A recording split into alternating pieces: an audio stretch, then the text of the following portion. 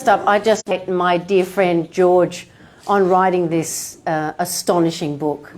You know, good on you, darling. It was amazing. And I got to say, when I read it, as I'm hoping everyone here tonight will, it's a breathtaking journey.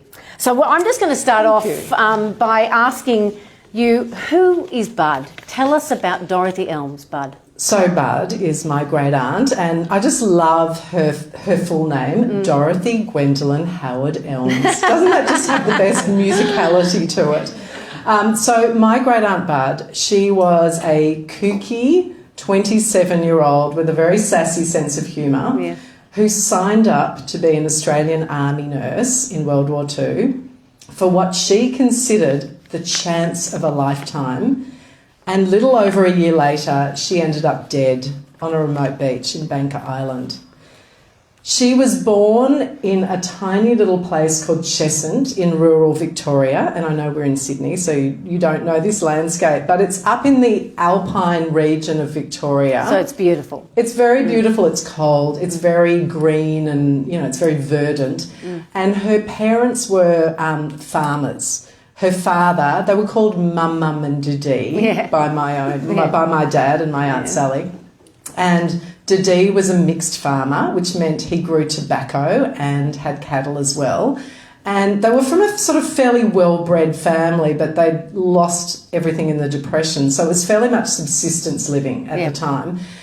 And Bud was a very physical woman, and she wrote, her friend Smithy said that she was decidedly awkward in anything but flats, and that she thought that clothes were merely to cover the body. All right. And she had this sort of long striding walk. So when I went to visit Cheshunt, which I did, and write about it in the end of the book, I sort of could see her in this landscape striding out, and she had a shotgun that was given to her by Colin Harper, a 410 shotgun. Not that I know what that is, but anyway, it sounds good. A big one. Yeah, sounds like a big one. And she would sling it over her shoulder and follow her father and do rabbiting.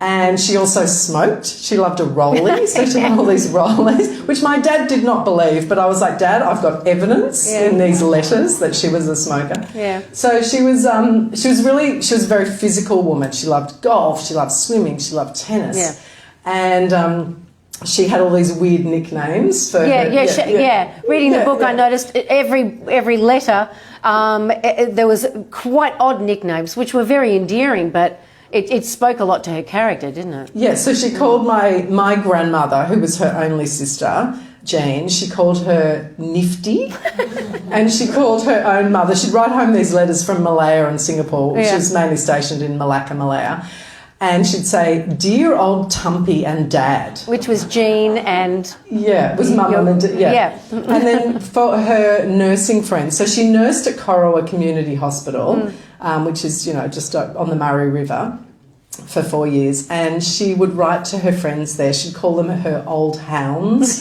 or if you were really close to her, she'd call you her old tripe hounds. So she was, and the other thing that she would do is when people would come into the hospital and they'd bring, like special delicacies for their family members, she'd put little notes on them and say, "Dog's meat, do not touch." And the other thing about her was that she loved nursing. She loved the clinical side of it. Yeah. So she wrote in her letters, "Oh gosh, I really hope that someone gets appendicitis tonight because I'm the only one on the ward. Yeah. But I mustn't be bloodthirsty." But she seemed to like the surgery when she got applied. Anyway, she spoke a bit about the surgery and wanted to be on the surgical rounds and.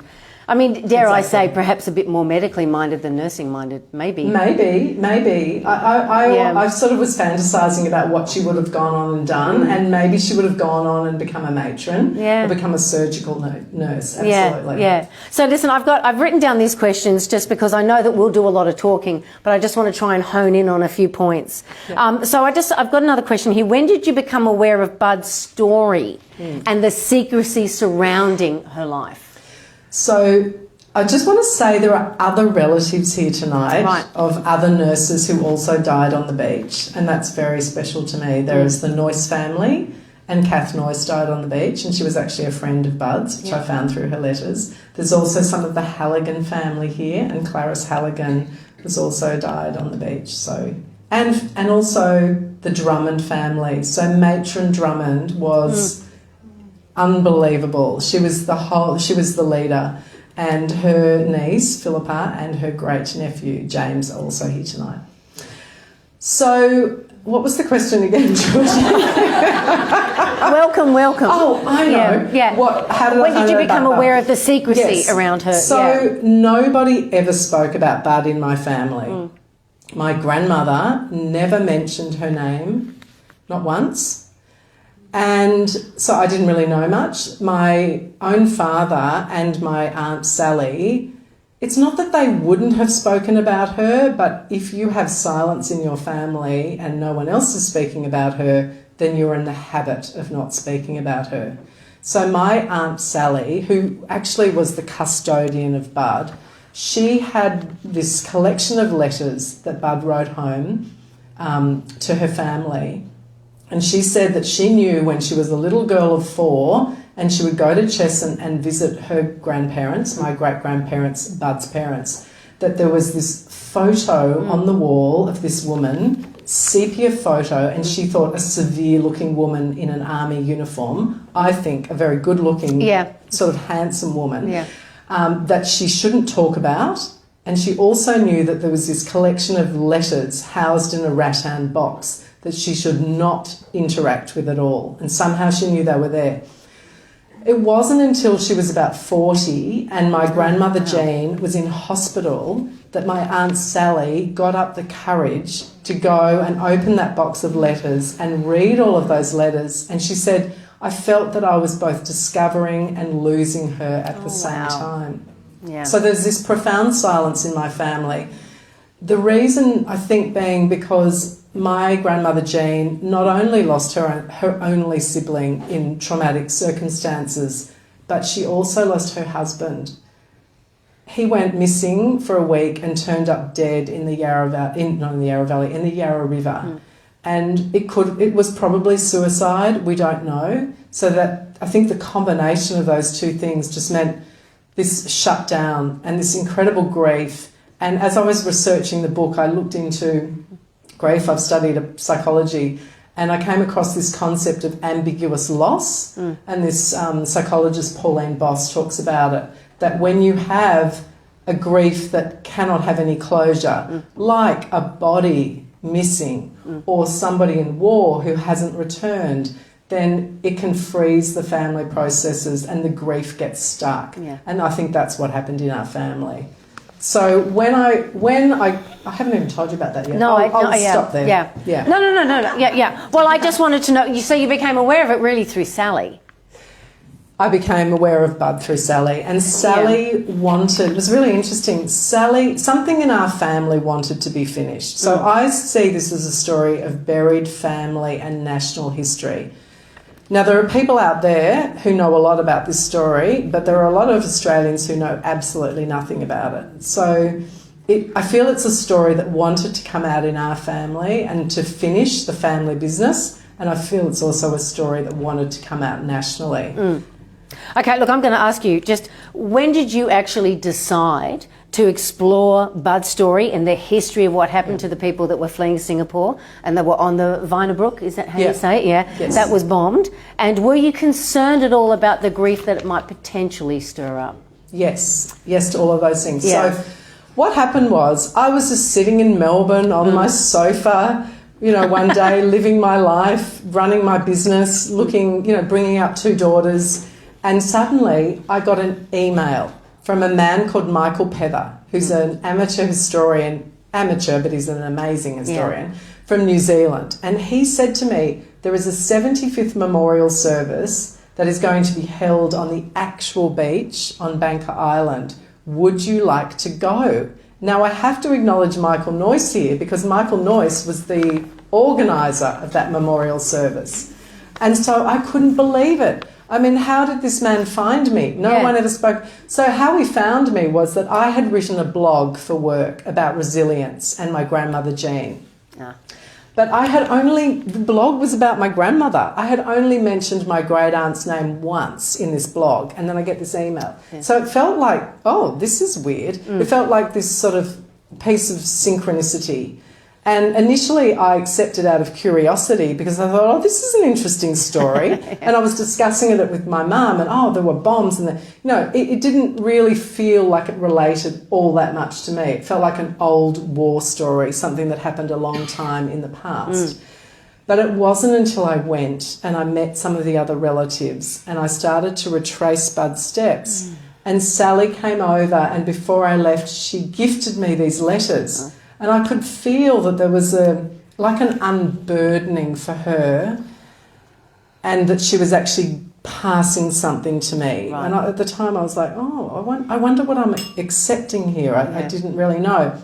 And then I started to read the letters, and I found in the letters an article that was about my Aunt Sally, and it was from 1996 in The Age, and it said that she treasured this, treasured chest of letters, and that she was hoping that she would write and compile it into a book. And I just couldn't believe it. I thought, oh, she's wanted to do this all this time, and now she's gifted this to me because it was too hard for her to do it. Oh, right. And why do you think it was too hard for her to do it? Because it was too much grief. Okay. Yeah. That's very interesting. Now, I'm going to ask you now more about your approach to the book, because when you read the book, it's a very interesting approach. Your approach to the book is interesting because you explain the first part of the story really through Bud's eyes and using the voice that was inspired by her letters and her unique voice, which is warm and fun and kooky and inquisitive and all the great things. But then you move to your first-hand experience of the story slowly revealing itself to you. Now, how did you settle upon that direction of storytelling? Okay, so I realised when I was writing, I'm not a historian. There's already a book written, a good book, about all the nurses on and it's called On Rudgy Beach. So that had already been done. And I thought, I'm not a historian. What am I bringing to this? I'm bringing a very personal perspective on this from my family, and I also have a background in acting. I wanted to bring it out of its sort of lead cage of history, and I wanted to bring Bud to life through I'm not going to say it's a fictionalised version because I've done so much hard bloody research, thousands of hours in the archive, and turned myself inside out to make sure it's as accurate as possible. But there are lots of gaps in the history. Of course, there's only a few survivors of the massacre, and on the Vinabrook bombing, there's plenty of accounts of that, but there's lots of people that are being bombed and, sunk. So, of course, there are gaps. So I've created this scaffolding of facts, and then I've only filled in, I've put myself in Bud's shoes and tried to imagine what it was like. And I wanted people to experience it like that. And I wanted to take it out of its lead cage. Yeah. And then I've woven her letters through. And then my story, which I don't know what story I was writing when I first started. Well, I was writing the story of my great aunt. I was writing the story of memorialising her and finishing the family business. And then... But it started, didn't it? It didn't finish anything. It didn't finish anything, because then when I came home, I got an email again from Michael. Michael, you're featuring a lot tonight. And Philippa. Philippa's my partner in cream bath massages, but that's a whole other story to tell. That's a little detail. So I got home, and then Michael sent me this email, "You're not going to like this." And none of us liked it, but it was basically an email, and I can see Clarice Halligan's nieces nodding too. It was an email saying there's a journalist and ethicist, Tess Lawrence. She's put out in the Independent online a story saying that Vivian Bullwinkle, who is the one female survivor of the massacre, there were a couple of men as well, has said that Vivian confided in her before she died that before the nurses were shot, this is Vivian's word, most of us were violated. And Vivian had wanted to put it in her war crimes statement when she testified at the War Crimes Tribunal, but she was told not to by the Australian government. So she was effectively censored, and that this had absolutely irked, is my word, her sense of justice, because she felt that she was allowed to live so she could be a messenger. And so as soon as I read that, I was absolutely devastated, and I write this in the book, because it felt as though something that I thought was a bit of an adventure like my great aunt said, she signed up for the chance of a lifetime. I probably thought I was signing up for, I don't know what. Suddenly became so real, and I looked around and we were in the moment when women were speaking up.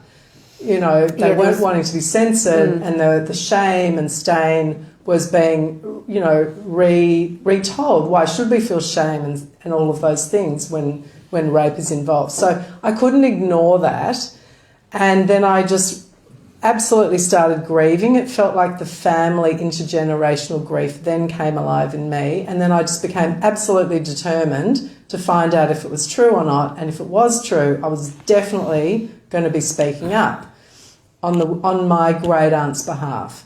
And can I keep going? Yep, keep going. Of course, there are so many challenges in this, because at the same time I felt that by doing this, there are other nurses on the beach that day. It's not just my great aunt. And people have different feelings about this. Yeah, so, it became a much larger story, didn't it? Yeah. Yeah. And I started to grapple with this question of, is it more merciful? Oh, is it actually not on? Are you kidding me? I like your sign. Turn on. Where your is microphone. it? How's that? Oh, that's good. That's good. Well, I was loud enough, right? Yeah, okay. You were actually pretty loud. I know, thanks. So it became a much larger story than, rather than just telling Bud's story, it became more of a, And I really grappled with this question, is it more merciful to speak up or stay silent? They died a long time ago, and most of the relatives that I knew wanted to know the truth. One said to me, can't we just remember them heads held high walking into the water? And part of me really thought, I so understand that, but I can't, because my sense of justice will not let me keep a war crime censored. That's what I was going to actually ask you, because with your immersion into this piece of historical trauma that was inflicted by the soldiers upon not only your aunt but everyone pretty much on that beach that we knew of, did you question whether you should persevere, or did it become much larger than just your own personal experience?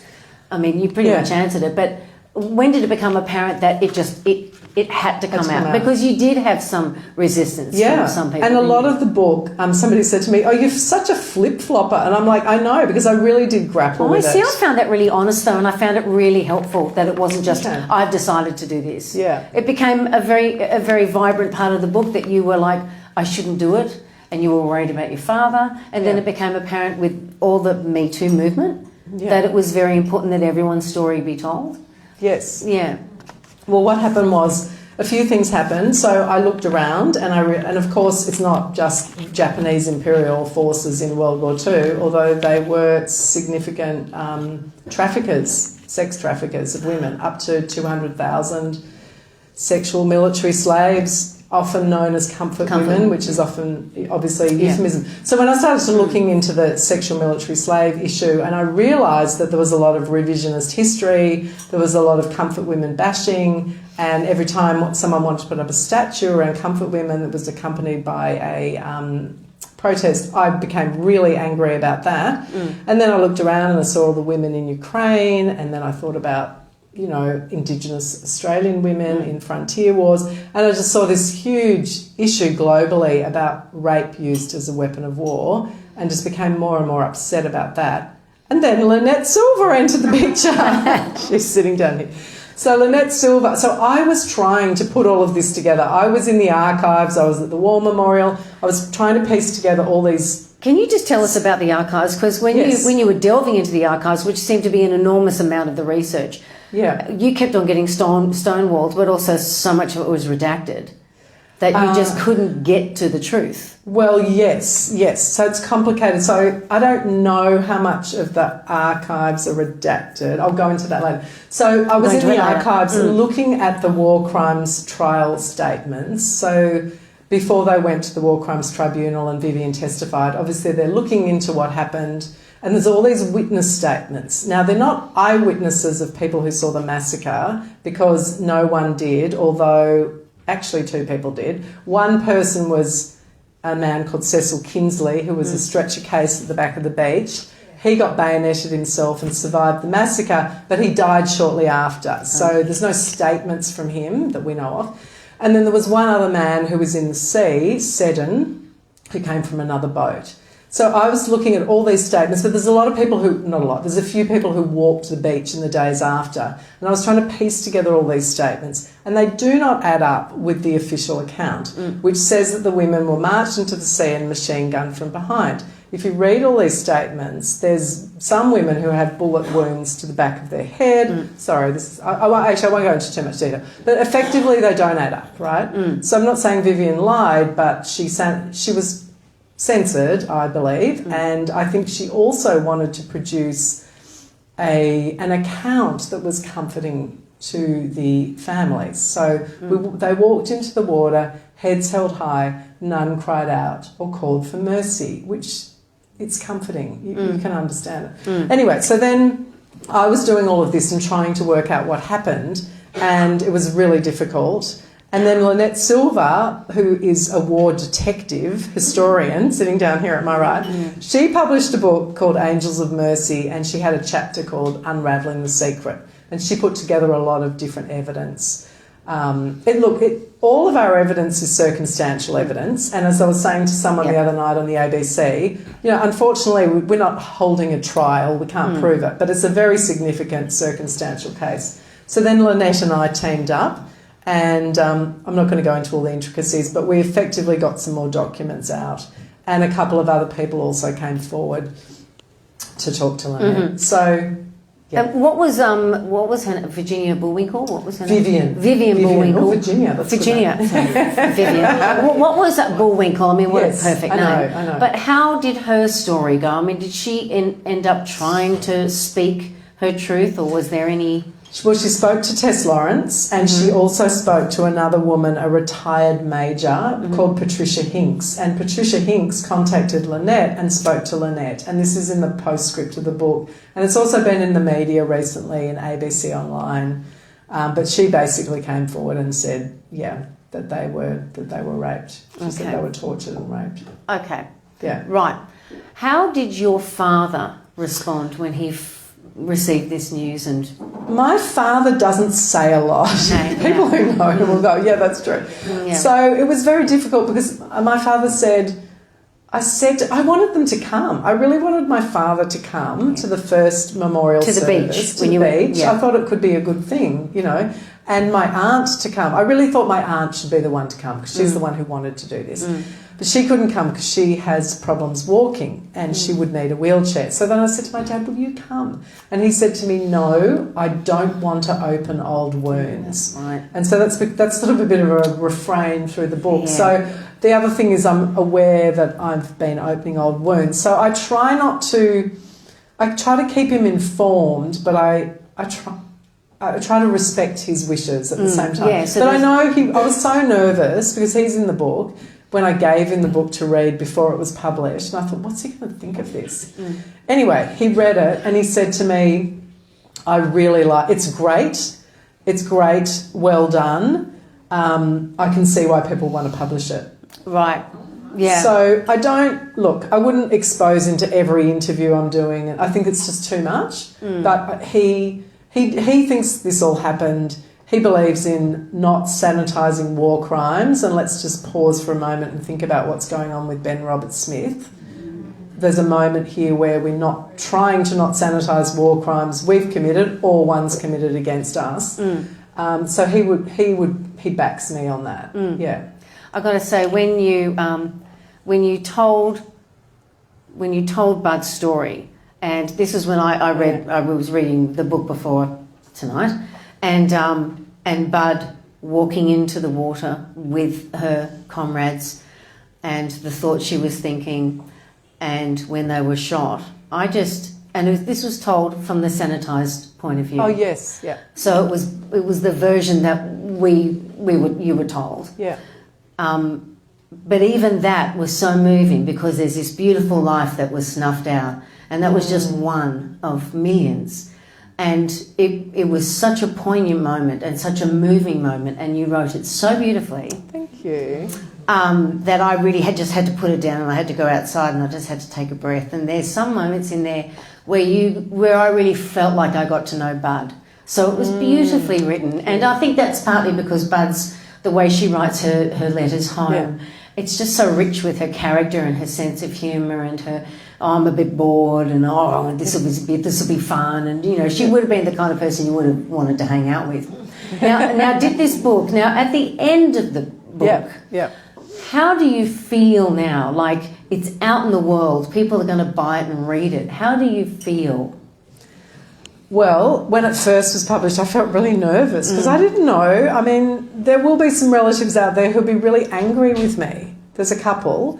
So I feel nervous about that. But unfortunately, I've really tried my hardest to navigate all the sensitivities and, you know, get other relatives on side. But at the end of the day, you cannot please everybody, and you have to go with what your own values and ethics are telling you. And I've really agonised and thought hard about that. So, but I've actually so far had really great response. So I feel like I'm honouring my great aunt, which is what I set out to do. And because I think the truth is the truth, and it will offend some people, but how can the truth offend? It will hurt, and it might reveal some things to us, but the truth is more important than how people might feel about it. Yeah. I mean, well, there'll still be people who say we don't have enough evidence. That's I understand the thing. that. I mean, there will always. I mean, Yeah. obviously, it's 75 years later. You're not going to have an eyewitness coming saying, "I saw." Of course. And has the book answered the questions that you were seeking to be answered, or has it actually raised more questions for you? There's definitely more questions, but I think for me, it's answered it enough. I feel. Well, at peace is weird because it's not about me, it's a war crime. I mean, I feel like something in our family has been expressed and finished and laid down, but then of course those terrible atrocities, it's hard to, you know, you're never going to tie them up in a neat bow. And well, what is next for you, do you think? Something. I mean, I know this has been a big journey for you, though, hasn't it? Yeah. I mean, I think my great aunt has given me this incredible gift because I didn't know I wanted to be a writer when I grew up. I mean, I really didn't. I used to go around saying, oh, one day I'll write a book, you know, and really, one day I'll write a book, but it was just like it was such a sort of vague concept. And I think I thought I might do a PhD or a master's, or I don't know, write a thesis or something like that, or a book about work. She's doing a book about work. A book about work doesn't sound that exciting. And then Freddie, my youngest daughter, a lot of you know Freddie, she goes, "No offence, Mum, but you're always saying you want to write a book, but you're not actually writing a book." I was like, okay, bit of truth-telling from my youngest daughter.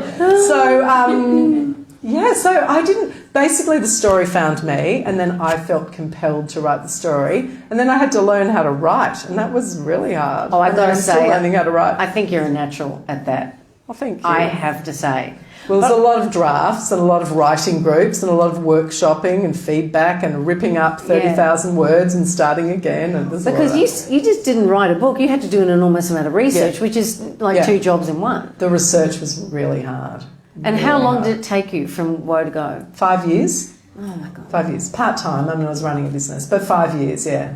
You were running a business and raising 2 children through their HSC and writing a book. Yeah, just get up early in the morning, stay up late, you know. Now, listen, I just want to throw the floor open to anyone who has questions for George regarding the book or anything else. Don't be shy. Oh, yes. Yes? As one of the other relatives, I too followed the story and read Lynette's book and read Tessa's stuff or whatever. Yeah. But I wondered, you said you flip-flopped about, you know, when to actually do it. Yeah. I wonder what tipped you over the edge, because I was doing that too, you know, sort of following the story. Yeah. And I remember I didn't say something to one of my close relatives because I thought, you know, is it my story to tell, or should I upset this person? So I wondered how you came to that last. I'll just I repeat agree that. with it. Yeah, no, it's such a good question. What tipped you over the edge into actually telling this story? I think because I was already writing a book, I had to have an opinion. So I think if I hadn't have been writing the book, I probably would have stayed in that, I don't know about this. I think what happened one night, I was in Brisbane. I went with Judy Balcombe, who's in the book, another friend of all of ours, to visit a survivor of the Vina Brook, this guy called Ralph Armstrong. Oh. And I turned on the television and there were two people who had been awarded the Nobel Peace Prize. And one was an African man from Democratic Republic of Congo called Denis Mukwege, and the other one was a Yazidi woman called Nadia Murad. And she'd been held as a sex slave by ISIS, and he had treated thousands of women who had been raped in the war in the Republic of Congo. And basically they were talking about speaking up and rape as a weapon of war and how we have to talk about it and not let people get away with impunity. And Dennis said, justice is everybody's business. And I thought, it's like he's speaking to me. Like, how could I be so cowardly not to want to speak up? I think that is what actually made me go. Yeah, and then she said, Nadia Murad said, I do not want more sympathy. I want to turn my feelings into action. And I thought, okay. So they got me going, those two, yeah. And that older man that you met was wonderfully expressed in the book. Yeah. Okay, another question. Yes. Tanya. Hi, Tanya. Hi. Thank you. You actually turned it into an audio book, and so I'd like it to be your voice, because I think we could all listen. Exactly, yeah. So Is it going to be an Veronica, audio book, and will it be Georgina's voice? I'd just like to say that Veronica Ease, who is my audiobook producer, is sitting right there. Hi, Veronica. Wait. And yes, it is an audiobook. It's a Penguin audiobook. I do my voice, and there's a beautiful actor called Jane Harbour who does the Bud voice. You know Jane? Yeah, I know Jane. Yeah. So it's on Audible and that would be Apple worth Books, listening isn't to. that right? Yeah. Yes. Biddy. George, thank you so much for opening our eyes to the story, and we're very proud of you. Thank you. Absolutely. My question is around justice, and the book is clearly a step in justice, but is there anything else that can be done? Is there anything else that could be done? Well, yes. In regards to justice? Yes, of course I would like to get an acknowledgement from the Japanese government, and we're working on that, aren't we, Michael and Philippa, in the background. So I don't know if that will happen. This is being interviewed and taped and I don't know if that will happen. There's a lot of politics around it to do with mainly to do with the comfort women and the relationship with Japan and Korea. That would be my dream. We may not get it, but I think really for me, justice is about writing and it's about truth-telling, truth-seeking and truth-telling. So that's probably what I have control over, and that's what we're all doing. And Lynette's played a role. So many people have played a role in that, including incredible Japanese academics like Yuki Tanaka. Oh, wow. Yeah. Okay. Yeah. Yes. I visited the War Memorial in Canberra, Yeah. and I feel so dissatisfied Yeah. with the display, if that's what you would call such a thing. It's horrible. This is a family member of ours who died on that beach, and there's a fleeting photo of her, in this lineup of wonderful, strong and brave women. She's gone in a second. We need a bigger display. We need to honour these women. I read years ago that when it came out, sorry, I'm taking a bit. Please do. The Australian government wanted to have a public holiday to honour our nurses who were killed. And they decided against having a public holiday because it would be too upsetting for our country to know that these women who supported our soldiers and civilians. Yeah. So nothing happened in that regard, but it's a crime to see this paltry little display. Yeah, so you know that there is going to be a statue of Vivian Bullwinkle unveiled, and all of the nurses killed on the beach, so in our Canberra? relatives in Canberra, yeah, will be represented in discs around the bottom. Yeah, but we could start, campaigning. Maybe we could all start absolutely. campaigning. I mean, anyone who really represented pleased it is. Australia Yeah. overseas in the war, it should be equal representation, shouldn't Yeah, it? absolutely. Yeah, I mean, yeah. I hear and what they I gave their totally hear life. what you're saying. Yeah. And also to include the truth. Yeah, yeah. And I Exactly. was thinking about that today. Exactly. What else can we do? So, yes, let's do something. Mm. Yeah. Any other questions, please? Anything? Yes. Jimmy. That's a sensible question. Oh, really? We'll be the judge of Sometimes that. known for his nonsensical questions. Something to lighten the mood. Can you describe a bit more about tacit or passive resistance you had in uncovering the story? You spoke about, you said you're going to speak more about things that were redacted, and you know, we're in this environment where we're talking about our sort of paternalistic desire to dampen things down and not ruin our legends of the Anzac heroes. Can you talk a bit more about the resistance you've met?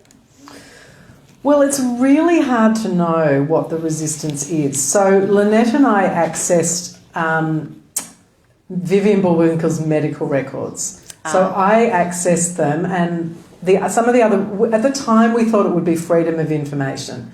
So I got some of the relatives to give their support, which they did, and Lynette and a woman called Barbara Barlow, who worked in the Repat Hospital, Repat, which became Department of Veterans Affairs in the 60s, tipped Lynette off. There were some files in there that must have something pretty obvious about Vivian's rape, because her boss had Vivian's file out on his desk one day and said, I've got to hurry and get this file back into the safe. And she said, why? And he said, because Vivian Bullwinkle, she was raped by the Japanese on Bangka, you know.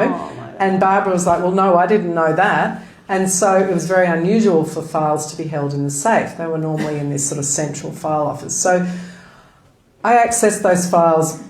Lynette and Barbara trawled through them to find this evidence. Now, this is very nuanced, and it's all online in the article Ellen Fanning recently wrote, and it's in the book. But basically, she could have been pregnant, she might have had syphilis, we don't know for sure. But obviously whatever was in that file is no longer there. Now then I wrote back to the Department of Veterans Affairs and said, can I please have the entitlement file, the pension file, all the files that Barbara told us we needed to get? And they wrote back and said, you have everything. Oh. So what we think is that those specific files were somewhere along the line got rid of.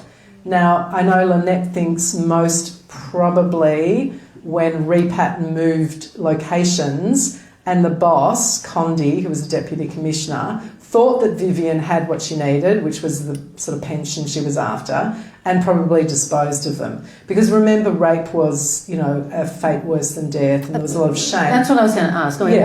what is the actual benefit of hiding the truth? Well, okay, there's protecting the relatives, and it was traumatic for the relatives. You know, I'm 2 generations away now. It was also the reputation of rape, but then there's also complex political issues because Hirohito was never prosecuted as a war criminal, and the Americans and MacArthur, you know, they wanted to stabilise Japan against the threat of communism and, you know, unstable governments. So they kept him in power, they kept senior members of the Diet, you know, in power, and then there was also, and they were doing deals with chemical weapons as well, and Yuki Tanaka's just written a book about this. And also there were economic opportunities, so sort of geopolitical and economic opportunities. So that's what we think was when we're talking about censored and redacted. But also, I think the war memorial... Oh, I better not say too much. I don't know. Anyway, that's... so when I say resistance, it's more that we just can't find things. That they're probably already gone. Lynette's found something else out, though, that she's going to tell us later. No. In another book. No, in another book. Anyway, that we've got as far as we can get, unless there's more people out there who might come forward. There might be, who knows? Can I just say something? Sure. Yes. Go on, There's the microphone. Okay.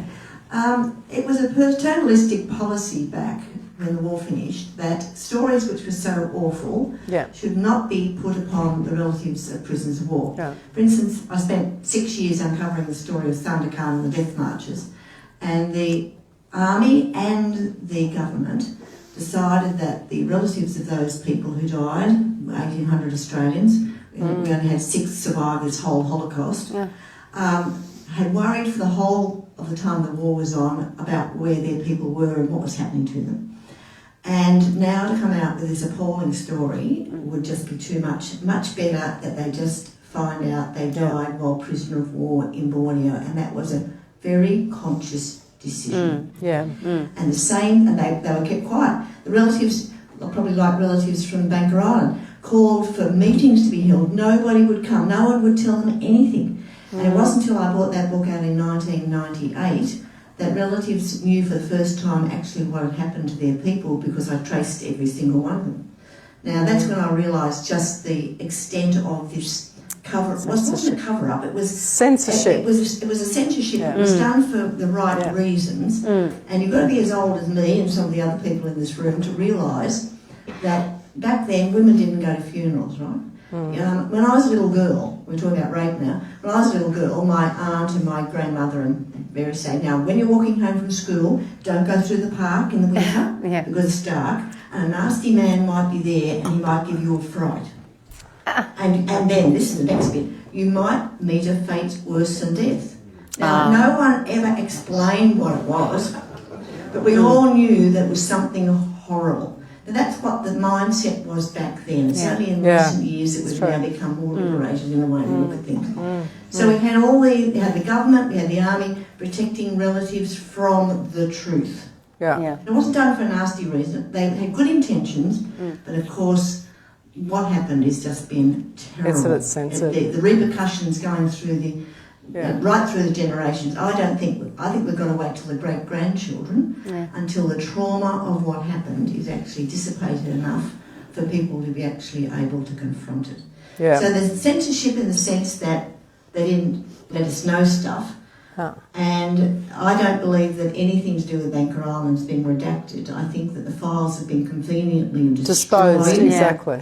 Particularly by Condi, when DVA took over from Veterans Affairs took over from Repack Department. And at that point, he retired and Vivian went to live in Western Australia. And at that point, her file had to follow her from Victoria to Western Australia, and that's when I believe that anything that was pertinent and kept in that special file was destroyed. What they couldn't destroy because they needed ongoing was the medical file. Absolutely. And I agree with you, but I do also think it was political. I do think it was related to the relationship between Japan and Australia. So yes. There you go. That's what we're up against. Yeah, thank you for that. Any other questions? Yes. George, you talk a lot about it's essentially intergenerational trauma. And I think it's really interesting the impact that because so many families would have it.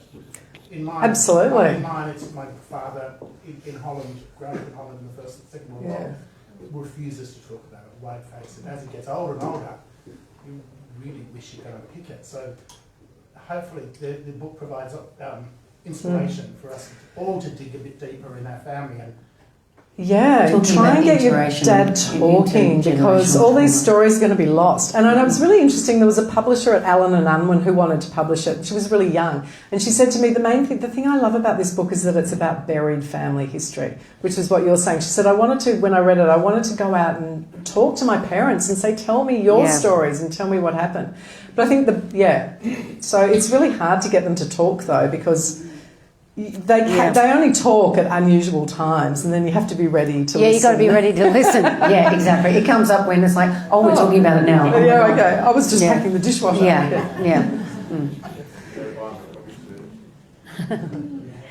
Any other questions? Yes. On that note, I'm curious curious whether you feel like you obtained any sort of insights into grief or intergenerational grief through writing the book. Did George only in the sense of intergenerational grief? Sorry, I have to say it for the people at home. Well, I think the thing that really, I mean, I knew about it from an academic point of view of studying psychology, and really that ambiguous loss really resonated for me. That it frees. So Pauline Boss would say that this ambiguous loss freezes the family processes because it cannot find closure, and I think that happened in our family. I think my father's really shut down in that sense. But what really surprised me was that I would experience it. I felt this intense grieving for a woman that I didn't know, and it felt like the intergenerational grief was absolutely inhabiting my body. And it felt so strange because it was almost, not embarrassing, but I felt like, how could I be experiencing this extreme grief that doesn't belong to me but in another sense does? And that was so surprising to me. And it wasn't, and this is the last chapter of the book, but it wasn't until I went back to where she was from in this incredibly beautiful landscape, and there's this wonderful tree that my grandparents planted, and it's this beautiful oak tree, and it's almost 100 years old. And I could see Bud, because I think I'd been grieving so much, and I was traumatised from reading all these terrible records in the war crimes, you know, just atrocity after atrocity, that I went back and I saw this beautiful landscape, this oak tree, and I really felt that Bud was alive there, that the memories of her were memories of being in the landscape and swimming, and there were a lot of happy memories there, and the house had been really beautifully tended, and I really felt that in that environment I could really lay down some of the family grief. So that was a really wonderful ending. Felt like an ending to both the book but also the family grief. Yeah. And my father, it doesn't say much. Well, my aunt said that it's strangely cathartic and she feels a sense of peace now. That's beautiful. Yeah. It's beautiful. Yeah, I really felt like at the end of the story where you were back there and you needed to go back there to collect an acorn, Yeah. That it was like you travelled around the world to find her again. Yeah. And it was really beautiful, and then you took a bit of that and took it with you, and so you continue the family lineage with her with you, and you planted a tree? Yes, that we your planted the children tree. Intended? Yeah. I mean, it's a beautiful book. It really is a beautiful book. It's a big journey, but it is quite literally life changing. And anything else you want to add, George? No, I don't think so. How's he? Hello. Yes. You've created a marvellous telling of a story that has been made public. Yeah. And in many respects, this is also a very private, personal history. Yeah. Do you see this as being the end of something, or do you see something cascade from this now? How does it resonate amongst you? Is this the beginning or the end? I really don't know. I do think it's opened up something in our family that was shut down before. Now, it's obviously not a magic solution. My father hasn't suddenly become a different, really fully Hey, let's talk about life. No, but I do definitely think it has finished something in our family. And but I don't know what. I don't know. Yeah. That's really interesting. Yeah. So, what time are we? It's so interesting. I think it's time. We're at the time. Yeah, I was going to do a reading, but I won't do one. Oh no, I'd love you to do a reading. Can she do a quick reading? Just a quick reading. Okay, I'll do a quick reading. Yes, please. All right. So there's two narratives. I'll do a little bit of Bud and then a little bit of mine. Not too much. Yeah. It's hard to do it when you have one hand. Okay. Okay. The mouth of the Bangka Strait, East Sumatra. 14th of February, mid-afternoon. So this is just after the boat that they're on, the Vinabrook, has been bombed and sunk. Bud looks back to where the Vinabrook once was and where a vortex swirled after it sank. A trail of debris is strewn across the water, suitcases and trunks, helmets, galley utensils and planks of wood. Scared of being hit, She circles around to see what's behind her, hands poised to react. People grasp rafts, lifebelts, spars, anything that will float. They yell to each other over flotsam in a mass meeting attempt. "Take off your tin hat, Tweedle!" bounces over the water and, "Does anyone need a hand?" Soon currents are snatching and dragging everyone in different directions. The contents of a suitcase rolls by on the swell. A leather-bound Bible and letters on translucent pages, now soggy in the sea. A blade of sunlight pierces the smoke, illuminates a collection of floating underwear, girdles, bras and undies. Matron would tut-tut to see it so exposed. Aquamarine green and orange fish, now lifeless and shot up from the seabed, float into Bud's peripheral vision. Ugh. They brush her cheek. She grabs the skirt of her uniform, which is bunched up, and pushes them away. Despite the blackened sky, the heat belts down. Oil covers the water, smears and smothers her skin. Bud squints and blinks. It's seeped into her eyes. She wipes off what she can with her sleeve, but it is oil-soaked too. She'll have to keep her head out of the water till it clears, look ahead through blurry eyes. Down and around she pushes her legs, like a bicycle treading water. And here's a little bit of my narrative. Right. So one-handed. Yeah. Thanks, Georgie. Oh, here it is. Here it is. March 2019.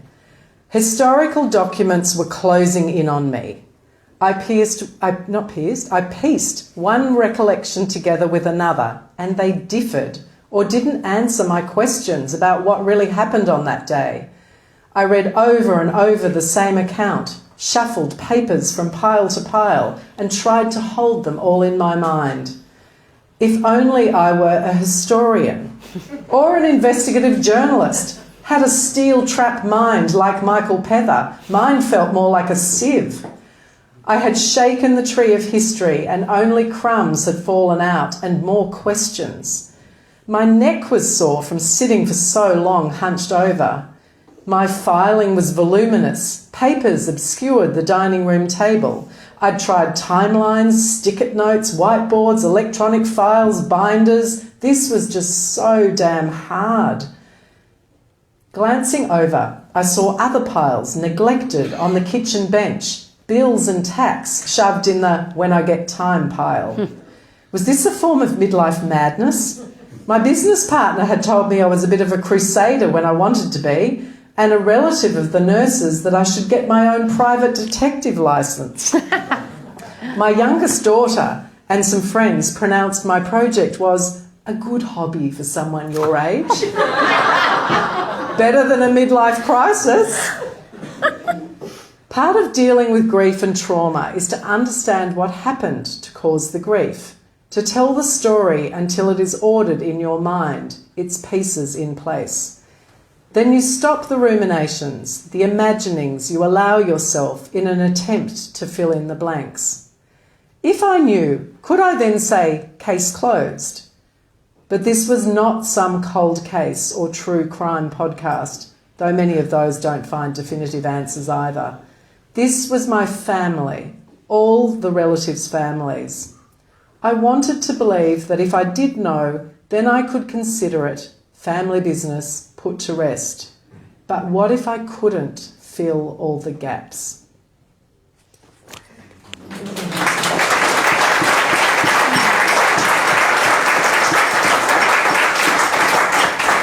Thanks so much, George. Thank you, everyone. Can I please ask you all to give a very big thank you to Georgina Banks.